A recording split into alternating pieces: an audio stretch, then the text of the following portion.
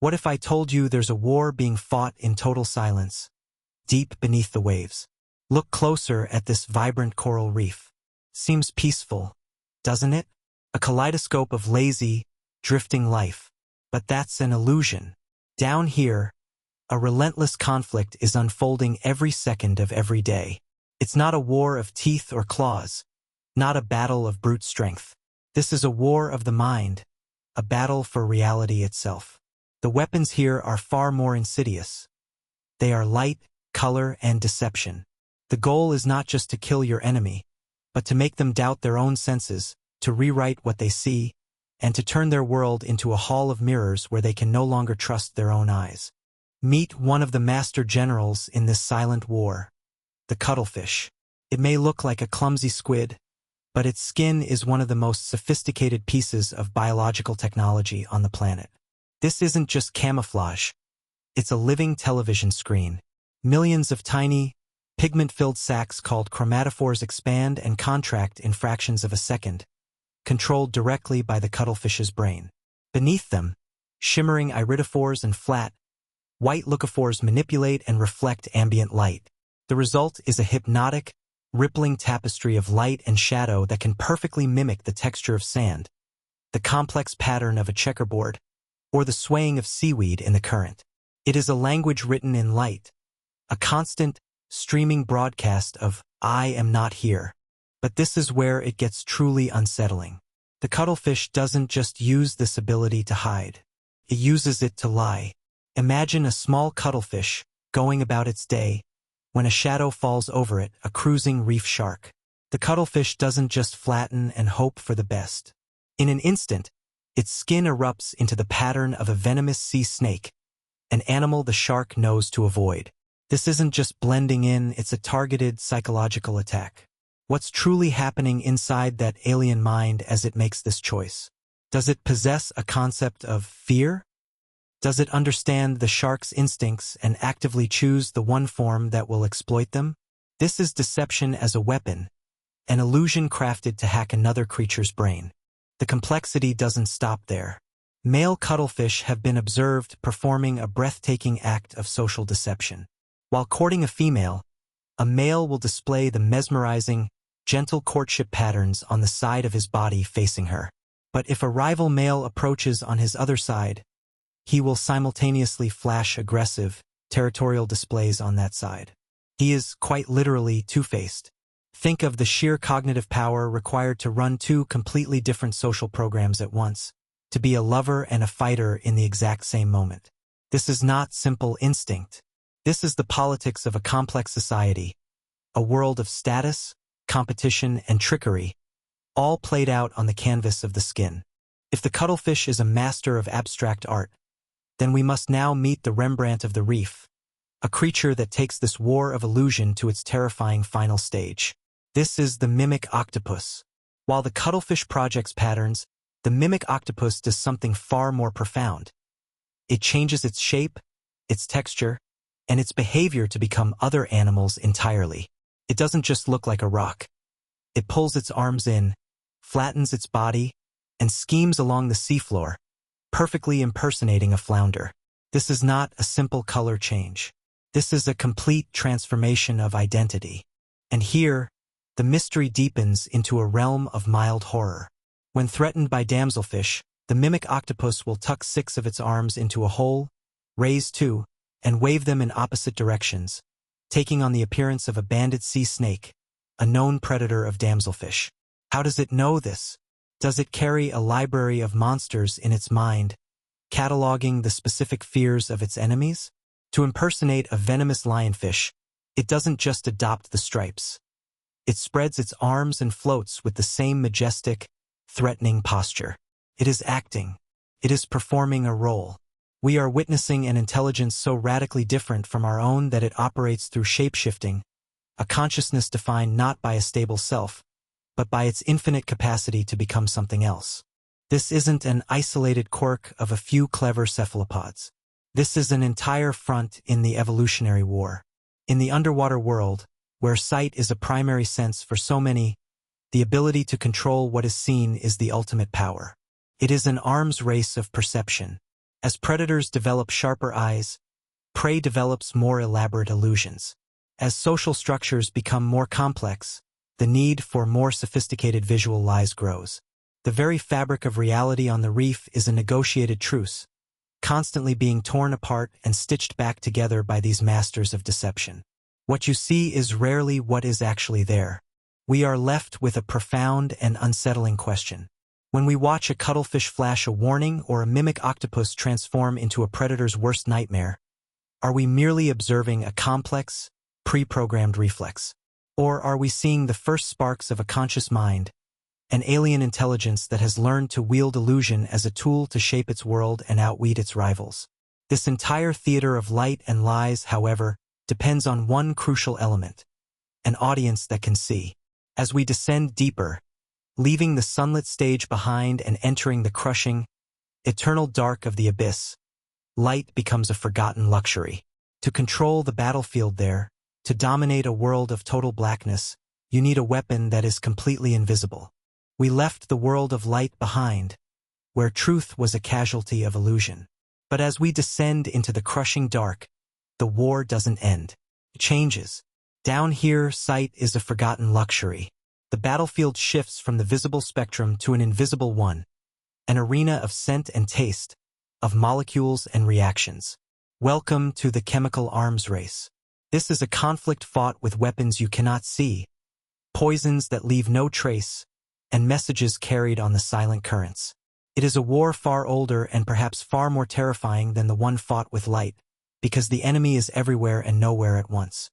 Imagine the water around you not as an empty void, but as a dense fog of information. Every living thing is constantly leaking a chemical signature, a unique scent that announces its presence, its species, its intentions. To most, this is just background noise. But to a master of this silent war, it is a library of secrets. This is a world of ghostly whispers, where the faint trail of a molecule can betray your location, your health, even your desire to mate.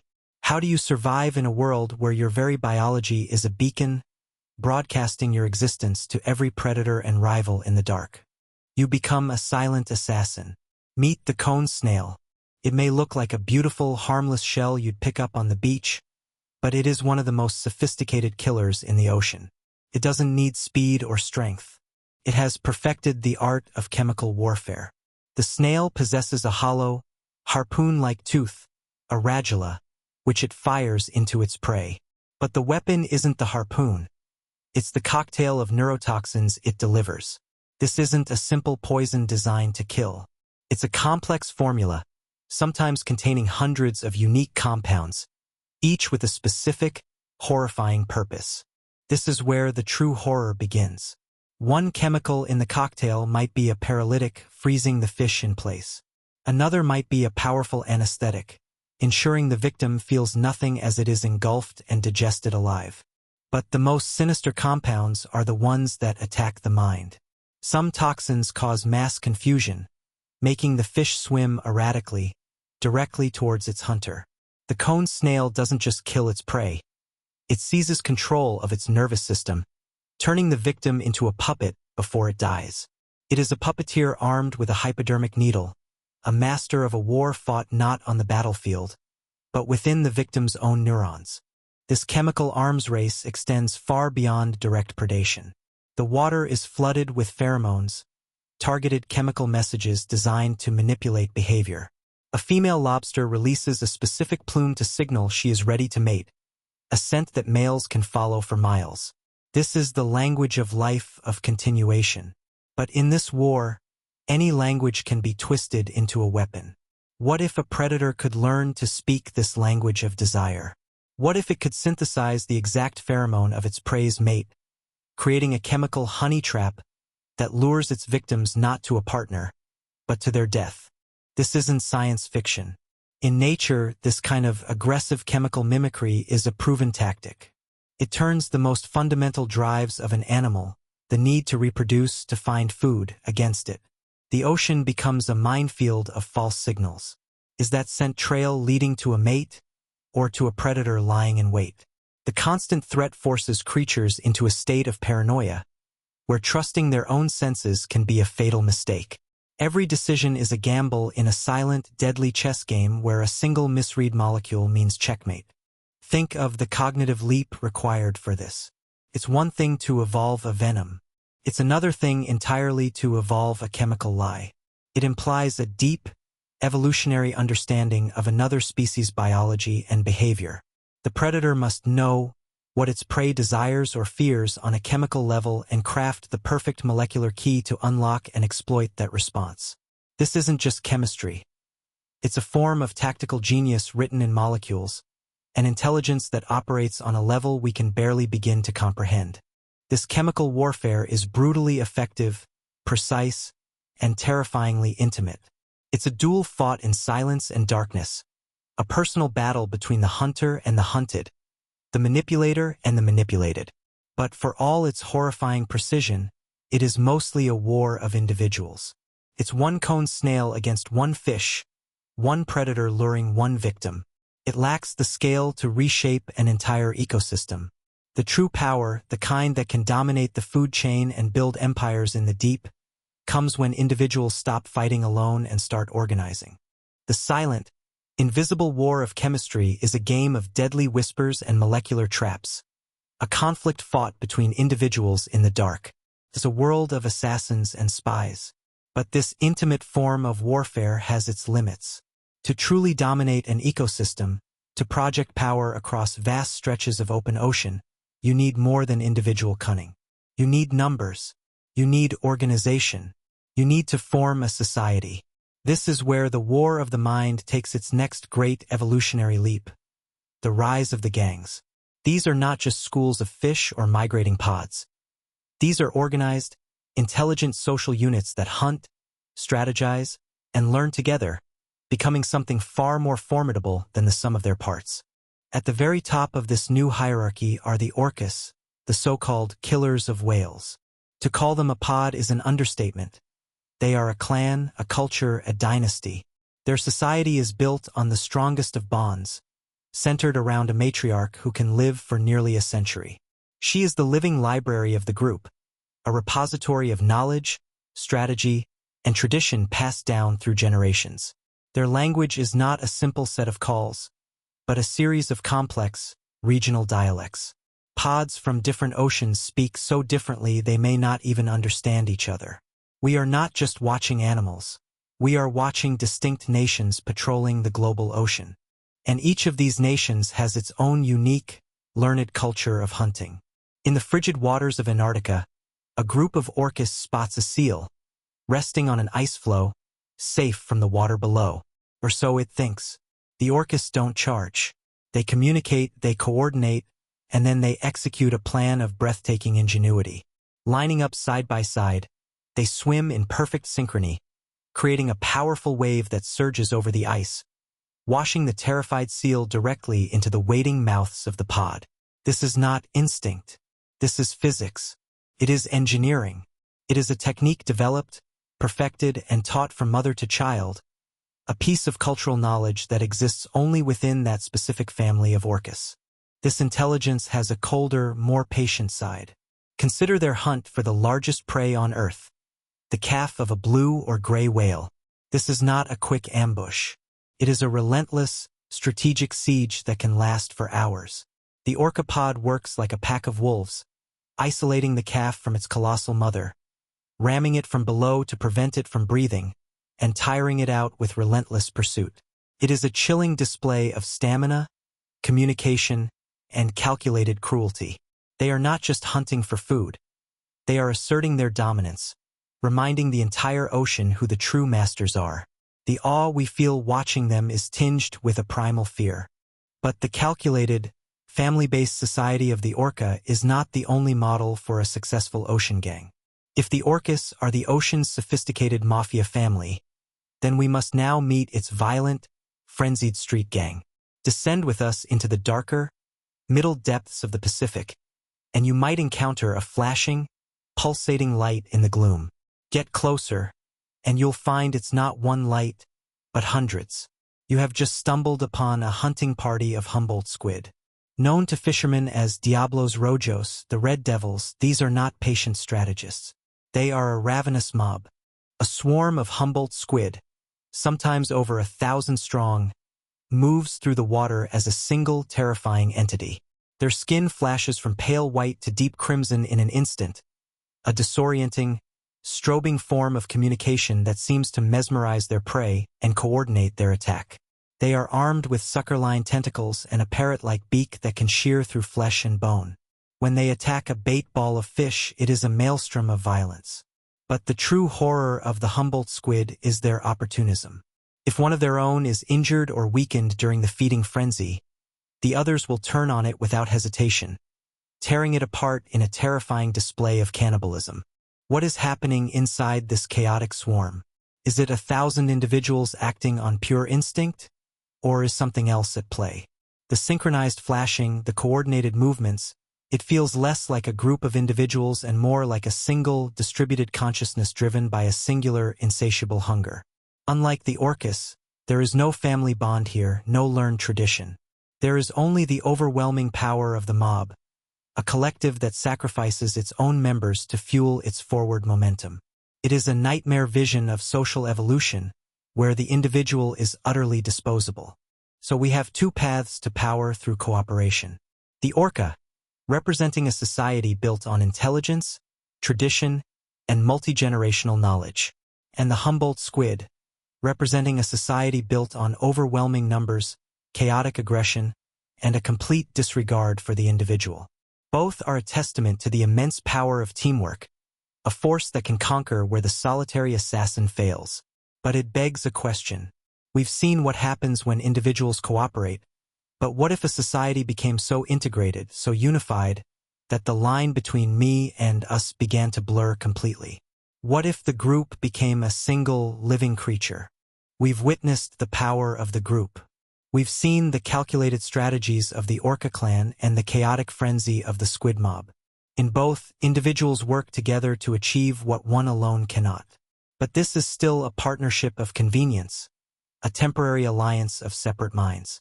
What happens when this line begins to dissolve? What if the needs of the group don't just influence the individual but erase it completely? We are now descending into a realm of biological science fiction, where the very concept of self is sacrificed for the whole, creating the ocean's first true hive minds. Our first stop seems deceptively ordinary. We're on a vibrant coral reef, looking at a large, unassuming sponge. But this sponge is not just a habitat, it's a fortress. And living inside it, in a complex network of tunnels, is a colony of pistol shrimp. We know these creatures for their one oversized claw, which can snap shut so fast it creates a bubble of plasma and a sound louder than a jet engine. But their weapon is not their most fascinating secret. These shrimp are eusocial. This means they live in a society identical to that of ants, bees, or termites. A single, large queen is the only one who reproduces, while the rest of the colony consists of sterile workers and soldiers. Let that sink in. This is a crustacean that has evolved the social structure of an insect. A colony can have over 300 individuals, all born into a specific caste with a specific job. The smaller workers excavate tunnels and care for the young. The larger soldiers, with their powerful sonic claws, guard the entrances to the sponge fortress, ready to blast any intruder. They all serve their queen, a sister and mother they may never even meet, hidden deep within the sponge's core. It's a society built on absolute, genetic monarchy and selfless sacrifice, a kingdom hidden within a sponge. The mystery here is profound. What does it feel like to be one of these workers? To be born with no possibility of reproduction, no destiny other than to serve the collective? This isn't the cooperation of the orcapod, where each member is a distinct individual. This is a society of biological drones, their purpose predetermined from birth. The colony is the organism. The individual shrimp is merely a cell. It is a chillingly efficient model for survival, but it comes at the cost of individual identity, a cost paid by every single member of the colony except one. This is a society of separate bodies united by a single purpose. But the ocean's evolutionary experiments go even deeper into the bizarre. What if the drones weren't just psychologically bound to the collective? What if they were physically fused to it, unable to ever separate? Prepare to meet one of the most alien life forms on our planet, the siphonophore.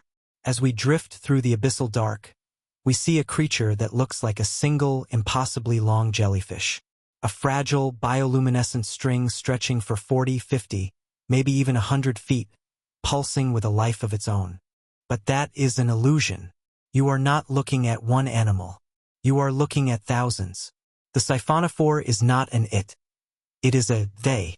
It is a colony made of countless, individual creatures called zooids, all cloned from a single progenitor. But these clones are not identical in function. Over millions of years, they have specialized so much that they have become mere organs in a larger body. Some zooids form the pneumatophore, the gas-filled float at the top that keeps the colony buoyant.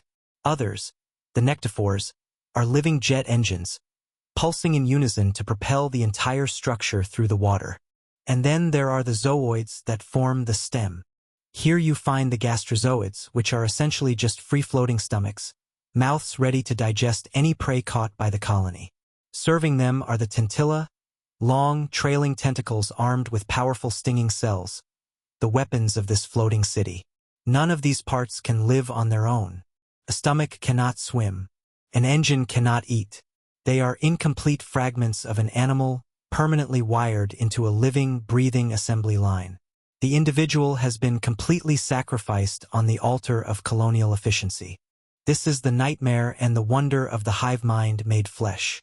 A single entity that is also a crowd. It has no central brain, only a distributed network of nerves that allows for its ghostly, coordinated movement. Does it think? Does it feel? Or is it simply a perfect, biological machine, a floating ghost built from the bodies of its own citizens? We have seen societies built on lies, on poison, and now on brutal, selfless cooperation that dissolves the individual entirely. But the ultimate battlefield, the one that defines the future of life, takes place in the mind itself. So, who are the true geniuses of the deep? From the selfless horror of the colonial hive mind, where the individual is erased for the sake of the whole, we now turn to the opposite end of the spectrum. The individual mind at its most powerful and most alien. We have journeyed through societies built on illusion, poison, and brute force. But the final arena in this war for dominance is consciousness itself. Here, in the quiet depths, live the ocean's great thinkers, its alien philosophers. These are not just clever animals. They are minds so profoundly different from our own that meeting them is like making first contact. And there are two main contenders for the title of the most enigmatic intelligence on Earth. Our first candidate is a titan, a creature of myth and legend, the sperm whale. Its sheer scale is difficult to comprehend, but the true marvel is not its body, but its brain. Weighing up to 9 kilograms, it is the largest and most neurologically complex brain this planet has ever produced. It is not just a bigger version of our own. It is structured differently, with immense regions dedicated to processing sound. Its cerebral cortex is more convoluted than a human's, and it is rich with a special type of cell called the spindle neuron. In us, these cells are linked to intuition, empathy, and complex social reasoning. What, then, are they doing inside the mind of a whale? This is where we leave the realm of known science and enter a world of profound mystery. Whales communicate using a series of rhythmic clicks, known as codas. This is not just a call and response. It's a language. These codas have syntax, a complex structure that changes from region to region, from clan to clan. A pattern of 5 clicks might be the name of a particular family, a sonic signature passed down through generations. They are talking, but what are they saying? Are these clicks just coordinating a hunt? Or are they something more? Are we listening to an oral history, a multi-generational epic poem sung in the dark about the great hunts of the past, the changing currents, the birth of stars? Imagine the consciousness of such a creature, a being that can live for 70 years, forming deep social bonds within a matriarchal family. A being that spends its days in the sunlit social world of the surface, then dives 3,000 meters into a realm of crushing pressure and absolute blackness to battle colossal squid. What kind of mind is forged by a life of such extreme contrasts?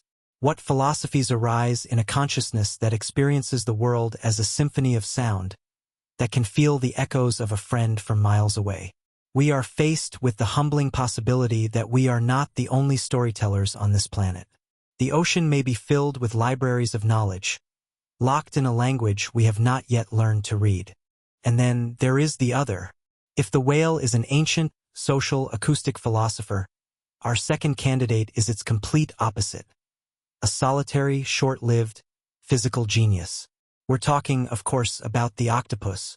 Its intelligence is not just different. It is fundamentally alien in its very architecture.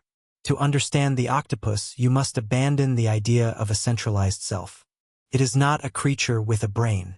It is a brain that has decided to grow a body, and then decided that one brain simply wasn't enough. It has outsourced its thinking. 2/3 of an octopus's 500 million neurons are not in its head. They are in its arms. Each arm can think, feel, and act independently. An octopus arm, even if severed, can continue to execute complex actions, like grabbing food and trying to pass it to a mouth that is no longer there. This distributed intelligence allows for an almost supernatural level of problem-solving. We have watched them unscrew jars from the inside, navigate complex mazes for a reward, and even carry coconut shells to use as portable shelters later. They are born with a toolbox of cognitive abilities that seems almost impossible. But here lies the tragedy and the horror of the octopus. This brilliant mind, this curious, inventive, playful consciousness, is trapped in a body that will live for maybe 2 years at most. It has no society, no culture, no one to teach it. Every octopus is a lone genius, forced to rediscover the world from scratch. It solves the puzzle of its existence, learns the secrets of its environment, and then, after laying its eggs, it dies. All that accumulated knowledge, all that unique experience vanishes. Each octopus is a library that builds itself and then burns itself down. So we are left with two profound and competing models of alien thought. The whale, a living monument of collective, historical intelligence. Its mind a slow-growing coral reef of shared experience. The octopus, a flash of solitary, improvisational brilliance. A mind like a supernova that shines with incredible intensity before collapsing into nothing. We stand on the shore, looking out at an ocean that contains not just one, but at least two completely different paths to advanced consciousness. We are surrounded by thinkers, by philosophers of the deep, whose inner worlds are a mystery we may never solve. It all leads to one final, speculative question about where this is all heading. We have journeyed through an evolutionary arms race fought in the mind. We started in the light, with a war of illusion where cuttlefish and octopuses became masters of deception, rewriting reality on their skin. We descended into darkness to witness a silent war of chemistry, where invisible poisons and molecular lies turned the water itself into a minefield. From there, we saw the rise of societies. The intelligent, familial gangs of the orca and the chaotic, hungry mob of the squid. We even confronted the terrifying logic of the hive mind, where the self is sacrificed for a colonial superorganism. And finally, we met the alien philosophers, the lonely genius of the octopus and the ancient, storytelling mind of the whale. Each stage was a new front in the relentless war for survival, a battle fought with intelligence as the primary weapon. But all these conflicts, from the individual duel to the gang war, have been local. They are skirmishes, battles for a single reef or a patch of open ocean.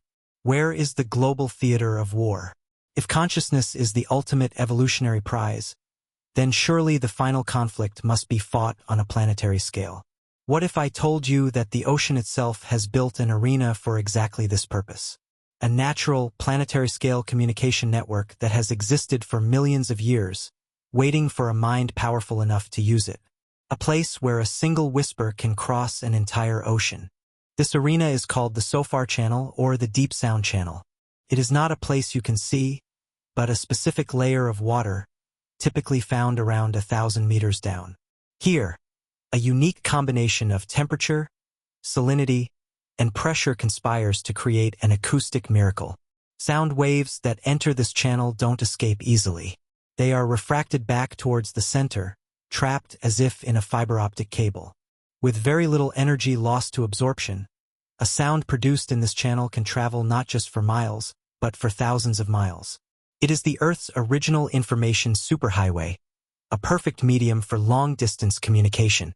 And who are the masters of this global network? The largest creatures on Earth, the great baleen whales. The deep, impossibly low-frequency songs of blue whales and fin whales are perfectly tuned to this channel. Their voices, too low for human ears to even perceive without technological aid, are powerful enough to enter this acoustic corridor and begin a journey across an entire ocean basin. A call sung off the coast of California can, in theory, be heard in Japan. This is not a coincidence. This is the ultimate convergence of biology and physics, a mind that has evolved to speak the language of planetary acoustics. Yet, for all this potential for conversation, what we mostly hear is a profound and echoing quiet, punctuated by these slow, majestic calls. It's a phenomenon we might call the Great Silence. The network is live, the broadcasters are active, but we have no idea what is being said. The sheer scale is baffling. These are not rapid-fire conversations. They are geological in their pace. Are we listening to the opening lines of a message that will only be completed next year? Are we hearing the lonely call of an individual? Or one note in a planetary symphony that has been playing since before our species existed? The silence is not one of absence, but of an intelligence so vast and slow that we can't perceive its true structure. Here, we must make a speculative leap. This channel isn't just for saying hello. It is the final battlefield in the war of the mind. If the complex codas of sperm whales can carry cultural information for their family, what can the global songs of blue whales carry for their entire species? This could be the arena for a war of memes. Not the funny pictures we share online, but memes in their original biological sense. Units of cultural information. A new, more efficient hunting strategy could be encoded in a song, spreading across a hemisphere. A new migration route, a warning about a changing environment, a memory of a cataclysm from a century ago. But if good ideas can spread, what about bad ones? What would a cognitive virus look like for a whale? Could a song carry a flaw, a piece of bad information that leads pods astray? Could a beautiful, infectious melody that conveys no useful information, a form of mental junk food, outcompete more important messages, slowly eroding the collective knowledge of the species? This is the potential horror of the Great Silence. A global mental war is being waged all around us, a conflict of ideas that shapes the destiny of the largest minds on Earth, and we are completely oblivious to it, deaf to the silent, slow-motion struggle. And so our journey ends here, in the cold, dark, and resonant depths. The war of the mind never stopped. It simply became more subtle, more profound, scaling up from the skin of a single octopus to the consciousness of an entire ocean. It is a war fought with light, with chemicals, with cooperation, and finally, with pure information. As you look out over the ocean, remember that the greatest mysteries are not the undiscovered monsters lurking in the abyss. The greatest mysteries are the thoughts, the songs, the stories, and the ideas that are, at this very moment, traveling silently through the dark water, carried on a current of sound, in a war that may never, ever end.